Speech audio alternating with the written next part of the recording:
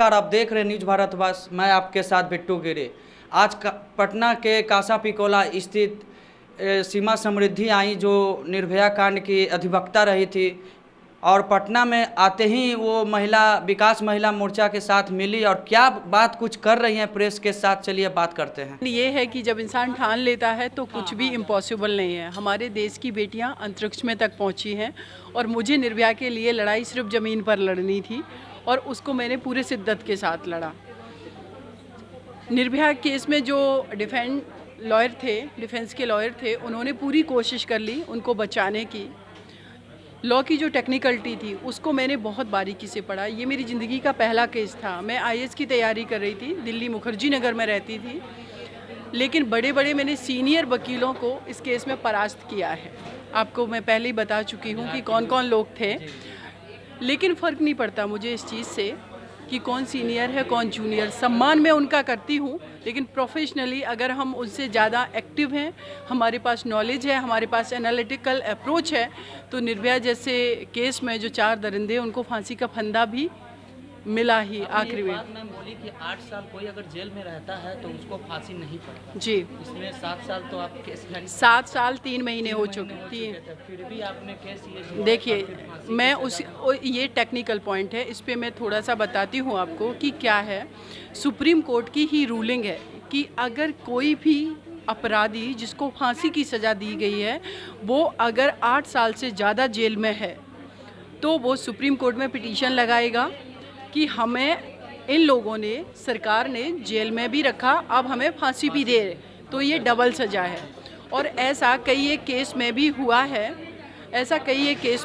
करीब 15 ऐसे केस हैं जिनमें फांसी की सज़ा सुनाई गई है उन अपराधियों को, लेकिन वो इतना ज़्यादा टाइम हो गया, किसी में 8 साल, किसी में 10, किसी में 12, किसी में 15 साल, तो उस डिले मतलब उनको फांसी नहीं दी गई टाइम पे, तो उस डिले को ही इन्होंने ग्राउंड बनाया कि हमें जेल में रखा गया। अब ये मेरा फंडामेंटल राइट है कि आप हमें फांसी नहीं दे सकते। अब आप बिहार में आ गई हैं। बिहार में भी अभी आप बोली 4 केस है।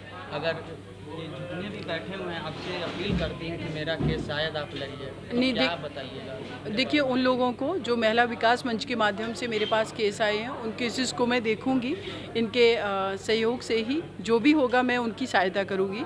देखिए, लॉ में क्या है कि टेक्निकल जो इश्यूज होते हैं उस पर अगर किसी को सपोर्ट मिल जाता है तो वो केस के चांस बन जाते हैं ज़्यादातर कि विक्टिम को जस्टिस मिलेगा।